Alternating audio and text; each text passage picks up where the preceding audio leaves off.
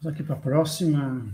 Quando estamos na prática espiritual ou do yoga, há momentos em que somos testificados. Passamos por momentos de purgação, conflitos internos, vendo inúmeros motivos para desistir e voltar a uma vida mundana. Mas isso é um retrocesso, porque chegará um momento em que voltaremos ao mesmo ponto. Por que é tão difícil passar por essa barreira?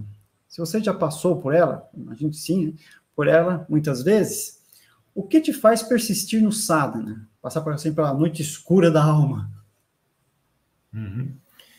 Então, assim, na prática espiritual, na vida espiritual, né, existem algumas coisas, algumas qualificações do aspirante espiritual que são preliminares e que, se ele conseguir manter essas qualificações durante toda a jornada espiritual, ele pode ter sucesso, ele pode realizar Deus, ele pode ter sucesso na yoga. Mas, se ele não conseguir manter essas qualificações, a grande chance de ele, ou ele enreda numa questão apenas intelectual, ele fica estudando livros, se torna uma pessoa intelectual, ou ele desiste de vez e fala que não é para ele, meditação não é para mim, vida espiritual não é para mim.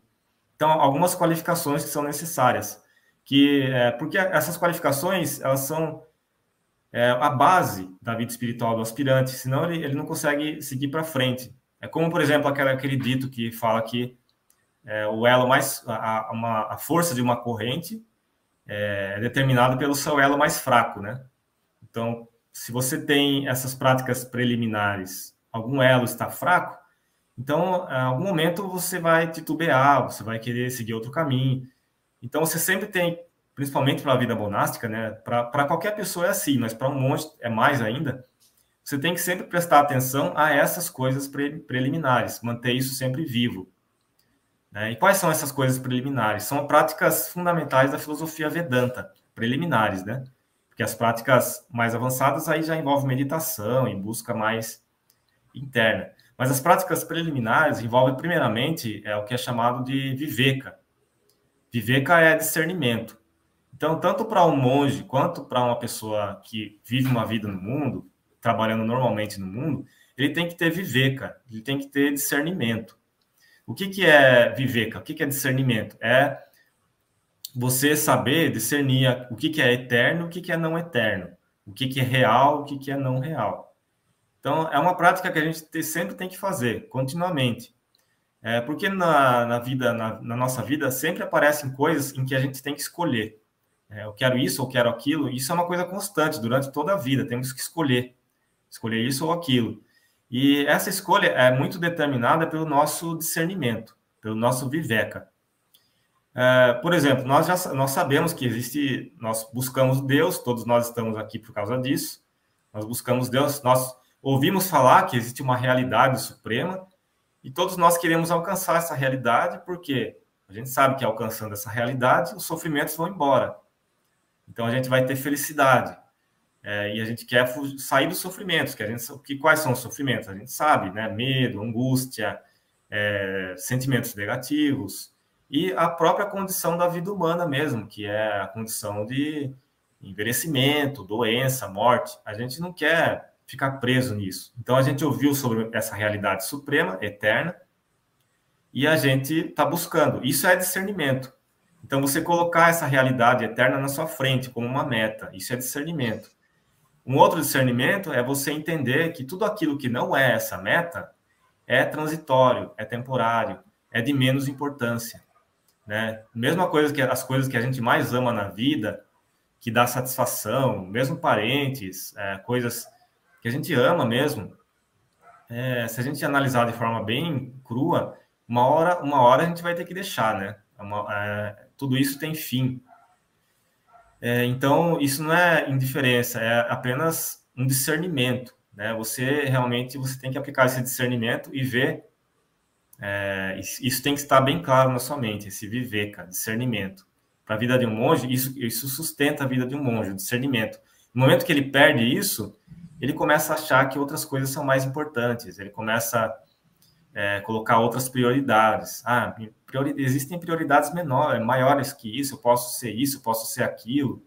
Então, quando ele começa a buscar outras prioridades pela falta de discernimento, aí que realmente ele desiste. Não um monge, mas qualquer pessoa desiste da vida espiritual. Porque a natureza do mundo é nos puxar para ele, né? Os nossos sentidos sempre nos levam para fora. Então, a natureza dos nossos sentidos é nos fazer sempre para fora. Isso é uma coisa natural do ser humano. Então, se eu não tenho discernimento, facilmente eu vou ser levado para fora. E quando eu sou levado muito para fora, sem discernimento, eu me perco, eu me deixo levar por apegos, aversões, raga de vexa. E quando eu sou levado a apegos e aversões, é aí que a coisa complica mesmo, né? Porque toda a minha estrutura mental se corrompe, começa a ficar depressivo, com medo, angústia, ansiedade. Isso cria diversos problemas, raga de vexa, né? Apego e aversão. Então, para um aspirante espiritual, a coisa básica é viveka, discernimento. É isso que mantém a gente firme na vida espiritual. E depois, uma coisa que eu já falei para vocês, né, que vem depois do discernimento, é o vairagya, que é o desapego, né? Nós temos que ter uma certa medida de desapego. As coisas que são mundanas, transitórias, não eternas, nós temos que ter uma certa medida de desapego.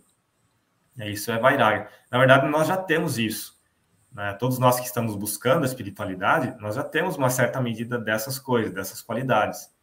A única coisa é que a gente tem que manter isso e fortificar isso, não pode perder, né? A outra coisa que nós temos que ter, depois disso, para a gente conseguir se manter no ideal, né? A gente tem que fazer as práticas diárias. As práticas diárias é uma coisa que a gente não pode abandonar.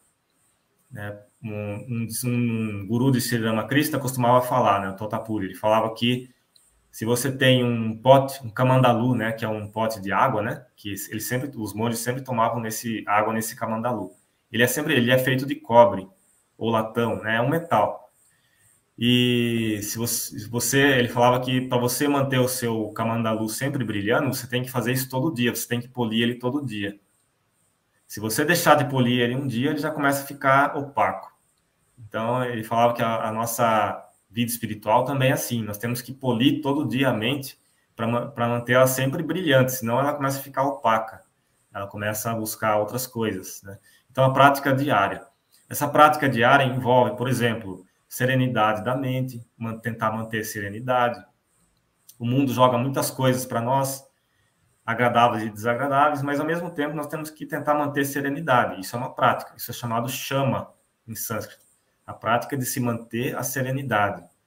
Depois você tem outras práticas também, tem várias práticas, por exemplo, dama, que é você controlar os órgãos dos sentidos. Depois tem o parati, que é você desistir de apenas buscar prazeres nos sentidos. Depois tem samadhana, que é realmente você sentar e tentar meditar. Titiksha, que é você manter a sua mente equânime nos pares de opostos. E em Titiksha, né, vem essa questão que você mencionou aí na pergunta, que é a questão da perseverança, né? Titiksha tem um significado de perseverança espiritual. Você sempre, independente das condições que apareçam na sua vida, você manter sempre a perseverança espiritual. Porque o que acontece? Na nossa vida, quando começam a surgir problemas, ou seja doença, ou qualquer outra coisa, problemas, né, da vida diária, a primeira coisa que as pessoas costumam abandonar quando surge problema é a prática espiritual. Porque elas falam, eu não tenho tempo, ou meu corpo não permite. Então, a primeira coisa que as pessoas costumam abandonar é a prática espiritual.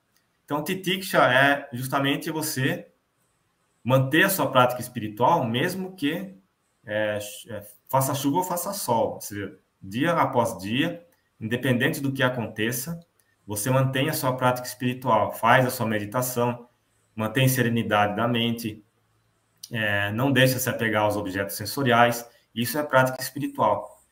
Se você conseguir manter essa serenidade da mente, cada vez mais você vai fazer menos esforço.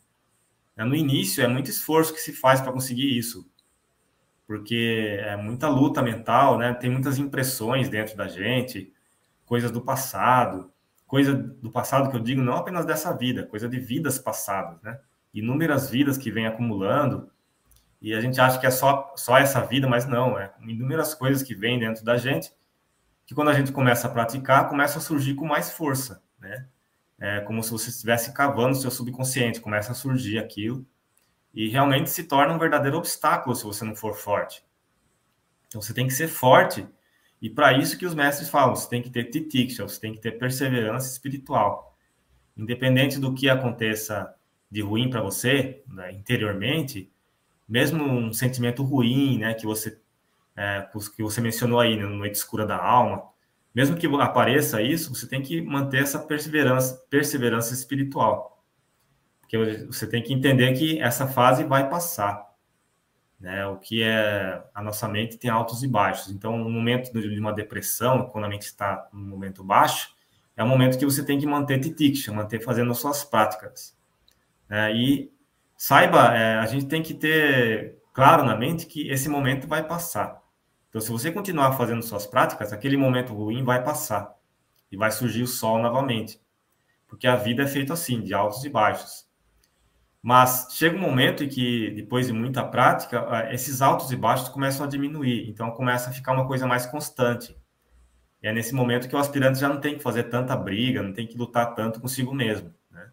Começa a se tornar uma coisa mais natural. Como o Sri Ramakrishna falava, deu um exemplo do barqueiro no Ganges, né? Quando tem uma tempestade, ele tem que ficar... nesse exemplo ele colocou cigarro também, né? Ele dava muitos exemplos com cigarro, que vocês mencionaram aqui, do cânhamo, né? Ele falou que o barqueiro, quando vem a tempestade, ele larga tudo de lado, ele pega o barco e ele fica lutando com a tempestade, né? O barco não pode afundar, não pode virar, então ele fica para lá e para cá com o remo e tirando água do barco quando cai, e assim, desesperado. Mas aí quando ele passa aquela tempestade e chega uma calmaria, aí ele senta no barco e fica olhando a paisagem, e aí ele começa a fumar o cigarro dele. Não sei se ele falou cânhamo ou cigarro, mas ele começa a fumar o cigarro dele ali tranquilamente. Então, na vida espiritual é assim também. Depois de alguns anos, né, de prática, o aspirante ele sente que chega um período de calmaria. Mas isso também é muito enganador. Esse período de calmaria é enganador, porque você pode achar que está tudo bem. Ah, tá tudo bem, então já passou tudo, mas não. Tome muito cuidado, porque existem ainda coisas no subconsciente que ainda estão lá. Então você, já passei tudo, já sou um mestre, já sou um ser iluminado, e não preciso mais nem me preocupar muito. Eu posso até, por exemplo, abraçar mulheres, eu não tenho mais luxúria. Então, esse tipo de coisa, mesmo que a pessoa que é um mestre, ele não faz isso, porque ele sabe que dentro da mente pode existir certos samskaras que estão ali escondidos, bem no buraco do pombo ali, bem escondido, e que no momento que você menos espera, eles podem surgir com toda a força, né? E quando eles surgem com toda a força, eles desviam o aspirante espiritual assim de forma violenta. Então, assim, tem histórias de monges que viviam uma vida muito pura e de repente caiu, né? Ele saiu do ideal totalmente e se tornou uma pessoa mundana. É exatamente isso que aconteceu. Ele tinha muita confiança em si mesmo e por causa do excesso de confiança, ele deixou de se proteger. Então, ele começou a se misturar com todo mundo, ele deixou de fazer as práticas dele porque ele achou que já estava tudo bem, tudo ótimo. Mas não. O aspirante espiritual, mesmo que esteja no estado de calmaria, ele tem que seguir fazendo as suas práticas do mesmo jeito e se protegendo do mesmo jeito. Não só pelo fato de que ele pode cair, né, em qualquer momento, mas pelo fato também que ele tem que dar exemplo, né?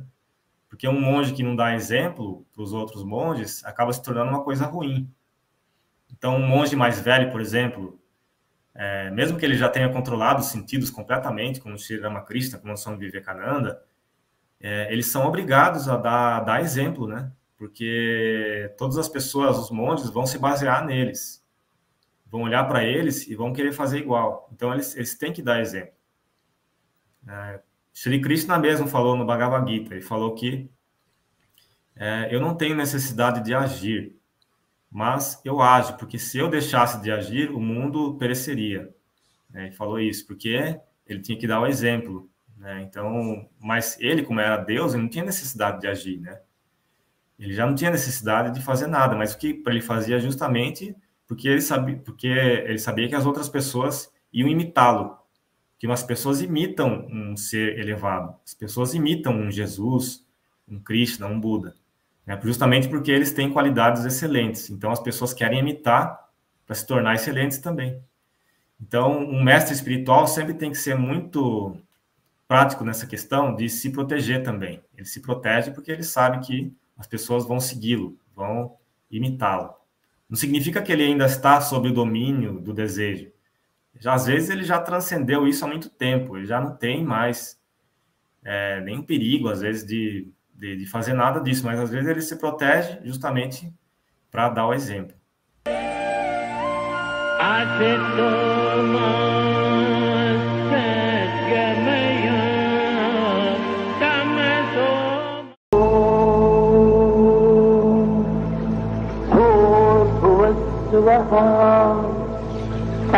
तत्सवितुर्वरेण्यं भर्गो देवस्य धीमहि धियो यो नः प्रचोदयात्